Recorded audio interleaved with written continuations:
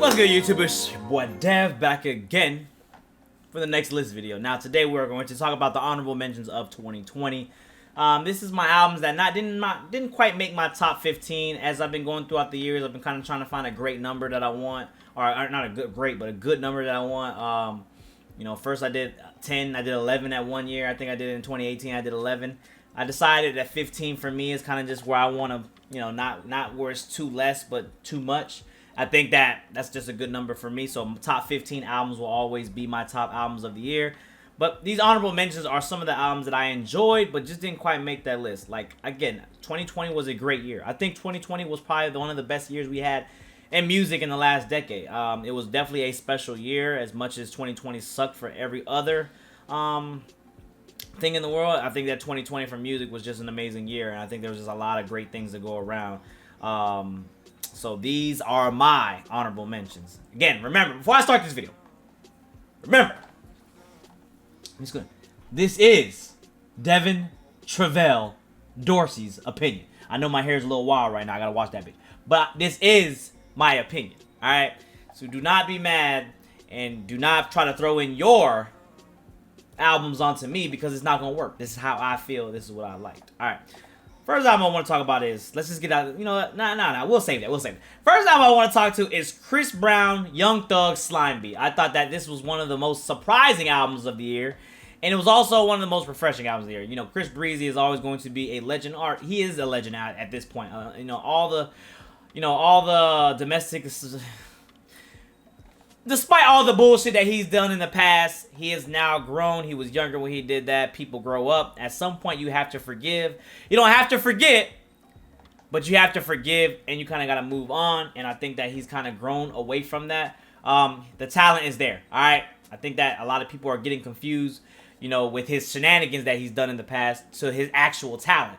Just because Michael Jordan probably smashed 30,000 people does not change the fact that he is the GOAT. He can smoke 50,000 cigars. He can gamble $5 million. It does not matter. At the end of the day, he is still the GOAT. It has no effect on him or his legacy as a player. So I think that, Chris Brown, he has that going behind him. Young Thug has definitely been one of the most, I would say the best features, because I also do have best features of 2020 also coming up. I think that in 2020... Young Thug has done a lot of features. He's been on a lot of people's albums, and he's also done his own thing. So I think that right here, getting these two, getting, Young Thug using his voice as your instrument and go crazy is, spoiler, one of my top 50 tracks of the year. I think that this was right here was definitely a great project. We also had that track he did with Gunna, and it was Gunna, Young Thug, and that was a great track too. And they're all City Girls. City Girls was another track. I also love the visuals that they did for the album. How they made the videos. All of them went together. I thought that was pretty cool mixtape. Just for it to be a mixtape. Again, when I say albums, and I count it as mixtapes too. I count all bodies of work. I'm not doing it separate, because if that shit is on Spotify, if that shit is on Apple Music, it's the same thing. So Chris Brown, Young Thug, Slime Beat, my first one. Next one I want to say is Mac Miller, Circles. The album was great. I know a lot of you guys are feeling that's the top album for you guys, but there's no deceased artist in my top 15 albums. That's just how it's going to go for me. I'm going to keep that rule. I'm going to be consistent with that.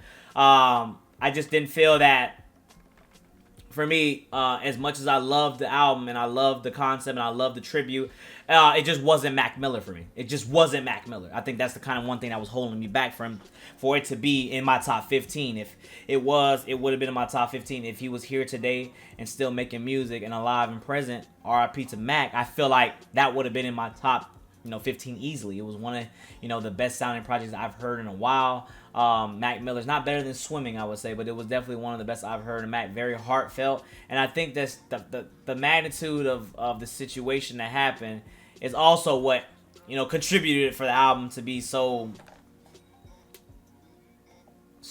emotional, I guess, and to it to be received like that. Mac Miller, for me, man, that's just, it's just going to be one of those albums where I'm connected to it, but I'm also disconnected to it because he's not here, and it's just more of a tribute than an actual album, so I can't put that in my top 15. That's just how I feel about that. Next one I want to put is Run the Jewels 4. Now, a lot of people have this in their top albums of the year. I do agree. If this was a rap album of the year, if this was one of the rap lists, it would for sure be in my top 10. As an overall album, though, because I don't do just rap albums, as an overall album, I just don't think that it hit where it needs to hit for me. I love the message. Again, Run the Jewels is always going to talk about, existing issues that we have in the present and in the past. They are definitely political at best. They are literally the walking rap political group, if you want to name them something. They talk about everything that needs to be talked about, especially what was going on in 2020. Run the Jewels 4 was the perfect album. Run the Jewels in general was the perfect artist to kind of tackle those issues and bring it to light. I think they did a great job with that. Again, top 10 rap album, but as for a top 10 album or top 15 album period, I just think there was many other albums that was better better than it, and did better in its own regard. Because again, political standpoint, yes, Run the Jewels, great album, but just as an overall, I just don't think it was that good in terms of being actually. Let me lie. Every time I say not good, don't take that to. I know a lot of you, bro. I just explained this on the stream yesterday. Do not take my word exactly and literally and try to warp it into something else. I don't mean not good as in not good. It's on my honorable mentions, for fuck's sake. Alright? I mean that it's just not good as the top 15 for me. That's what I mean. Because this is honorable mentions. There's a lot of albums that were bad, or there were a lot of albums that were just not there, are not good enough to even make the honorable mentions. So that's what I mean by I say not good, because I'm comparing it to my top 15. Get that straight. I know a lot of y'all like to flip shit. Next album I want to talk about is Saw Baby Barnacles, man. This was one of the late ones I had. Saw Baby Barnacles was one of the albums that you guys told me to listen to. I've never heard of Saw Baby. This was my first time being introduced to it. So I listened to it about, I think it was September I listened to it on stream. And I must say, man, I was very impressed. I was very impressed initially, but then I loved it after. This was actually borderline going to be my top 15s. I think that Saw Baby, for him to make that style of music, whether you guys do not like the sexual humor that he has, for him to have that kind of, I guess we could say, horny track, that's what the horny genre, I guess you could say, for him to be, that horny, to make some fire, with just sexual notions. I just feel like, man, Saw Baby, in terms of production, in terms of vibes, in terms of just his own style, again, you got to be unique in what you do in order to stand out. I think that it just all fit in a weird way, of course. It is very weird. It's definitely an acquired taste for Saw Baby. You're either going to like it or you're not going to like it. His production, there's a lot of slow tracks that sound great slow, but his production, I felt, for me, was very, it was the one thing that stood out for me. I think that production-wise, Saw Baby had one of the best albums this year. I don't know who produced it. I think he might have done some self-production, but whoever produced that thing was doing his thing all over that shit. There was only like 4 or 5 tracks on there that I didn't like. And it's not even that I didn't like, they were just a skip. But there was, between 7-Eleven, between Tongue Demon, between Barnacles, between, Purple Umbrella, all these were great tracks. Geico, so I loved all those tracks. I still bump those tracks. That's the crazy part. I still bump those tracks to this day. And I thank you guys. You guys were right about Saw Baby. I was definitely wrong. I definitely was wrong for sleeping on him. I'm appreciative of you guys referencing, Saw Baby to me, and, becoming one of my honorable mentions, and actually one of my favorite projects. Not the top project, but it's still one of my favorites. Just because it's not in my top 15 does not mean I don't go back to it and play it a lot. That's one album that I definitely loved, and I got a motherfucking put on spot. Next album, man, is Logic, No Pressure, man. I think that Logic made a great comeback, even though it was the end. Shout out to the Rat Pack. Shout out to the 301. Shout out to motherfucking Logic himself, Young Sasuke, man. I think that, that was a great end to his career, even though I say end. I think it was a great end to his career, man. I love how he just did that. Again, it was no pressure. I think that's a lot of what a lot of us Rat Pack fans, a lot of us, I'm not even saying I'm the Rat Pack because I'm just a supporter. You guys are the real Rat Pack.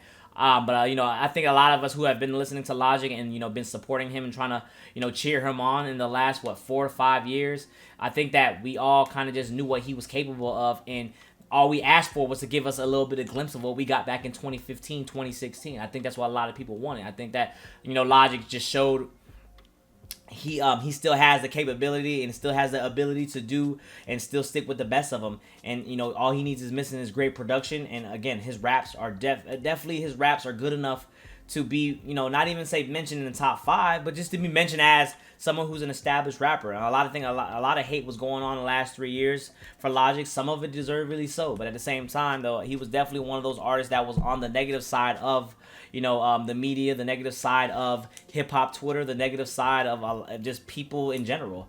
And I think that, you know, with this album right here, No Pressure is exactly that. It was no pressure. He was just proving a lot of people wrong. So I think that right there, man, No Pressure, Logic, man, shout out to him.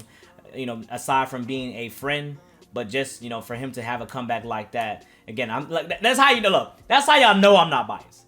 Logic is the reason my channel is put on. And I dogged Logic's last 3 albums. Like, I dogged them. Other than Super Mario, I like Super Mario. But I dogged them. And a friend or not, I'm always going to be truthful. Remember what I told y'all last night in them streams? Black streamers support, on our black YouTubers supporting Eminem. No bad Eminem tracks. Remember what I told y'all. That's no shots. But remember what I told y'all. Sometimes you gotta know, is the financial stability worth your integrity? Remember that, man. Next one I want to talk about, man, is Smino. She already decided. A lot of Smino, look. Smino went under the radar for a lot of people after he made Black Swan, and then last year having, I forget what was it at.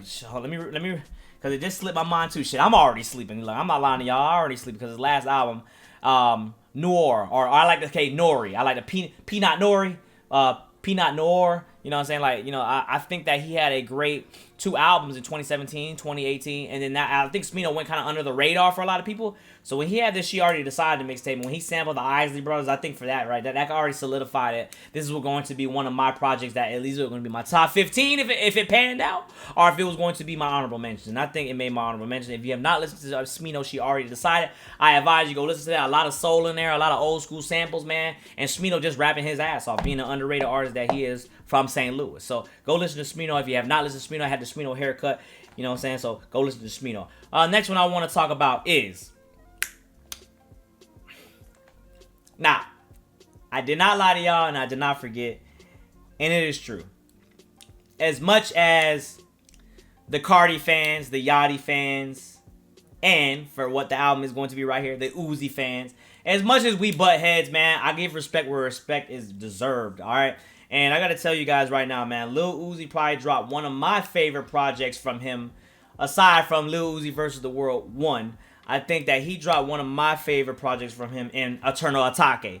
Yes, you guys say Eternal Atake, Eternal Attack. I say Atake. Helga G Pataki, Helga G Pataki. However you want to say it. It's the same goddamn thing. I think that for me, Lil Uzi dropped this. He did his damn thing on this one. The production from start to finish was crazy. Now, there was a lot of tracks that I did not like. Actually, not like. There was 4 or 5 tracks on here that I did not like. All right? If you guys want to know what they are, I will go through them for you right now because I know a lot of you guys get real angry about 3 tracks. I liked all albums. We can go through the album right now that I liked, all right? I will go through the album with y'all right now because we're going to do like a little mini review right here because I know a lot of y'all like to get mad.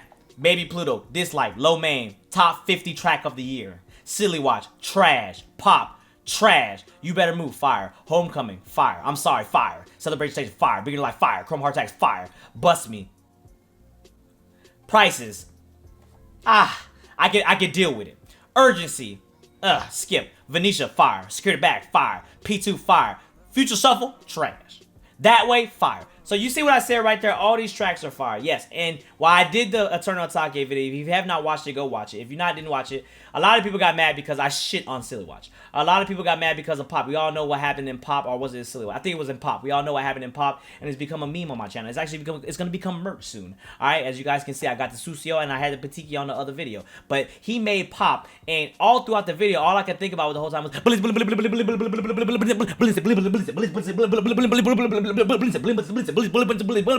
I cannot get over the fact that this man said Valencia about approximately 31 times.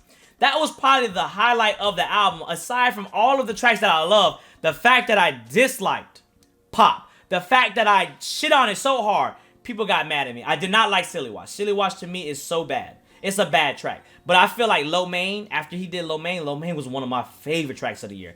I liked, between 18 tracks on here, I like 12, 13 tracks out of 18. Is that not good enough for y'all? That's the crazy part to me. There is never satisfying anybody because someone is always going to find something to complain about. I dislike 5 tracks on here, guys. Cut me some slack, please. Shit. But yeah, Lil Uzi Vert, man, congratulations on a great year, man. You are probably going to be also on my top artist of the year because I am going to make a list of top artists of the year because I feel like that's the thing. Just because you're not involved, you don't have to be involved in music to be a top artist of the year. Remember that.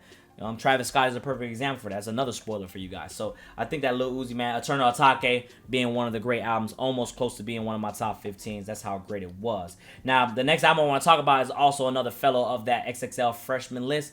Back in 2016, 21 Savage, Metro Boomin, Savage Mode 2. We all know Savage Mode was the album that established 21 Savage in the rap game, and then they had to follow up. They had to go hard for this one, including Metro again. I think that it definitely exceeded Savage Mode 1. Savage Mode 2 is the trap album.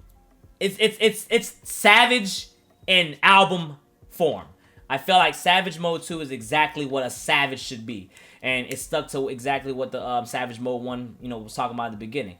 He had tracks on there, Many Men, Glock in My Lap, Running, Pussy, all throughout the album, Pussy, you a pussy. I think that was everybody's favorite. On God, a lot of 21s on God. I think that 21 Savage, he's unique in his own way because he does not try to act like a lot of these trap artists.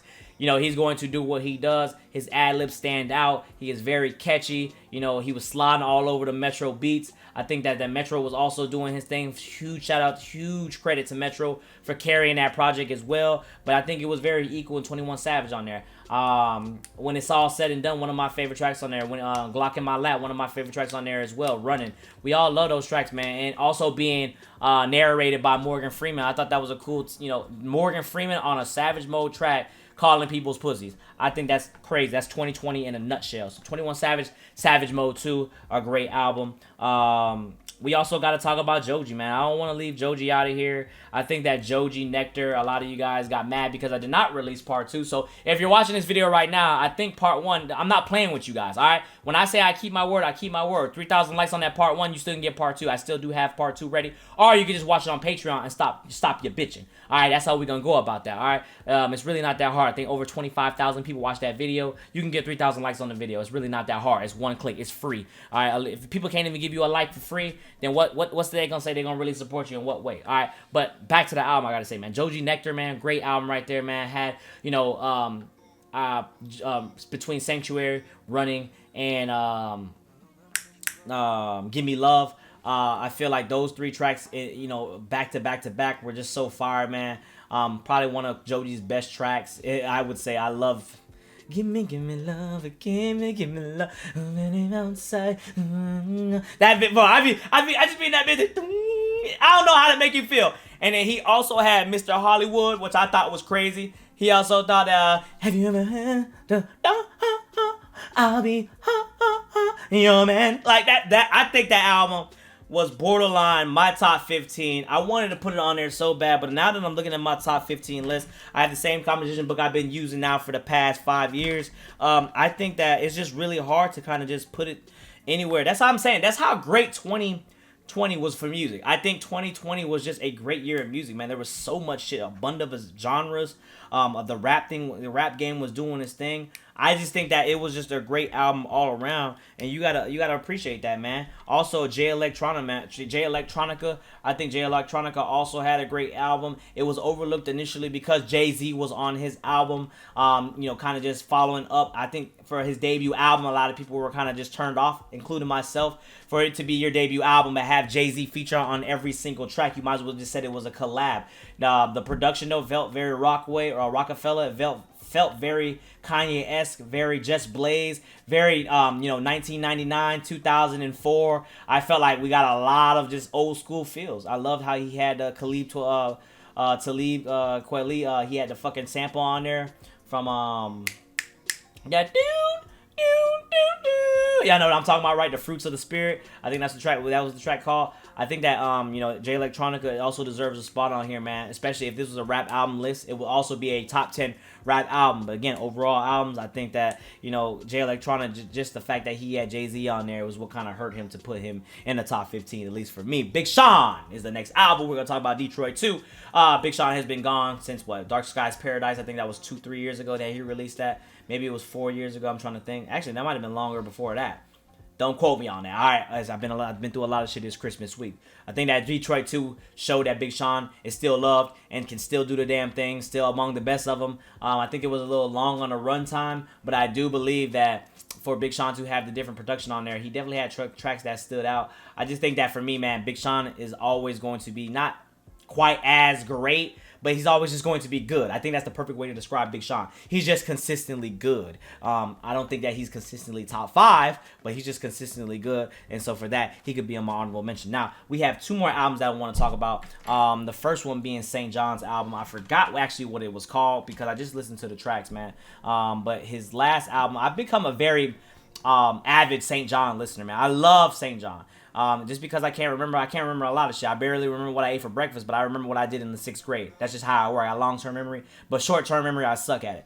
While the Word Was Burning, 14-track album. I gotta say, man, I'm mad that I didn't do a live reaction to it. The one problem I had with the album, and I think a lot of us can agree on this, is the fact that he has so many of these tracks that are already released from Ghetto Lenny's Love Songs that it already released on that. So for him to have Rose's remix, Monica Lewinsky, which we already heard, High School Reunion, which you already heard, Lil Uzi Vert also did his thing on there. Shout out to Lil Uzi Vert. I still don't like him as an artist, but shout out to Lil Uzi Vert for doing his thing on that. And also having the Roses remix that blew him up on TikTok this year. TikTok changed a lot of rap careers in 2020. So I think that for him to have all of these remixes on here, that kind of hurt him to kind of put him this year, because last year Ghetto Lady Love Songs, I had it it was my number 4. I didn't name it on the video, but I forgot to name it, but it was my number 4 album of the year. So I think that for him to have just all those great songs, it made the album still cool for the filler. But I also think that when we get tracks for Time for Demons, Gorgeous, Quarantine Wifey with Jid, Ransom with Kalani and Black, Back on the Ledge, I think that all these tracks at the end, the album finished so strong that I think that it had to be in honorable mention category. So that was probably my second best honorable mention. And I know there's not really rankings and honorable mentions, but I want to say that this is the one album that was 16. If we had to put it at 16, I know I named what was it? I know I named Barnacles as my 16. I would say this is 17. Barnacles is 17. I would say this is 16, but I gotta give it to Ariana Grande. Last year she was in my top 10 easily. I think that last year her last album was her best album to date. As you can see right now, it's on my wall. It's actually it's a little glossy right now. I gotta do a vinyl reveal, but when I open it, you guys will see. But it is currently right here, and I put one right here. So those are the 2 albums I put on my wall because I felt like that last year, that album was just so great. Even that album was so good. My father listens to that album. My father is a 50-year-old man. You know, and he'd be walking around, I'm thinking about bad idea. Like, he'd be jamming and shit. So, I had to, like, that album, you know, for me, it's just, I had to get it on vinyl. I feel like from start to finish, it was amazing. And Ariana, you know, Positions, initially, I was comparing it too much to her last album. I think that for me, I said for me for a lot of times, right? I'm very nervous, all right? But I think that Ariana Grande, it was going to be hard to surpass what she did last year. I thought. After listening to the album a little bit more, kind of just sitting with it, the production was there. There's about 4 tracks I disliked on the album, but between My Hair, Nasty, I like that bit Slow. That's my favorite track, one of my favorite tracks, Slow. Between Nasty, the track she did with The Weeknd, 630, I think that was kind of cool. Or yeah, it was 630. That was another track she had on there. I think the last track, the way she ended the album, also I forget what that track was called, but that was one of the bubbly track. So I won't look it up. I won't look at the name because I remember the beat. It goes,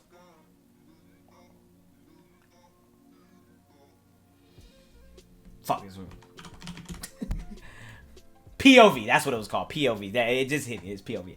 POV was the last track that I actually loved on there, man. And I think she did the damn thing. I think if I had to put it at a rank, it would be 16. She would literally be 16 right outside. Congrats to her getting married, man. I think she also had one of the best albums. The album was called Positions.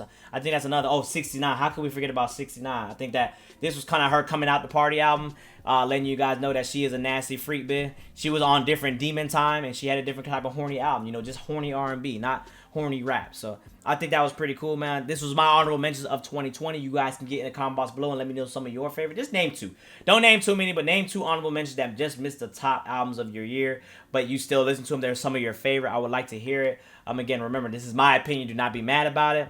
And yeah, man, this is how I feel about my honorable mentions, man. Hey, Thank you guys for having a great 2020. Thank you guys for support, man. 2020 was a life-changing year for me. Shout out to all my Patreons, bro. I think we peaked at 1,800 Patreons this year. I never realized how much support I have in this music shit. I never realized how much support I have on YouTube in general. I fail to sometimes realize how much people actually genuinely like me. And I think that's hard for anybody, especially when you come from nothing, especially when you've been a nobody. And you kind of just being yourself and realize people just fuck with you for being your genuine self. I think that's a beautiful thing, man. And hopefully we continue to grow as a community. Hopefully the Meami game keeps going, and hopefully we keep striving, man. I love doing this. I think this is my favorite part of the year, having my end of the year list. This is what we kind of work for. This is what kind of we were like striving for, to see who has the best shit. Kind of like our own Grammys, but in Meami style. So that being said, man, get in the comment box below, man. Let me know what you think. Let me know what's your favorite tracks. Your favorite albums of the year. Let me know what's your honorable mentions albums of the year. And yeah, man. Till next time, it's my boy Dev. Thank you for subscribing. Thank you for supporting. See y'all in 2021 for the next honorable mentions. We out. Peace.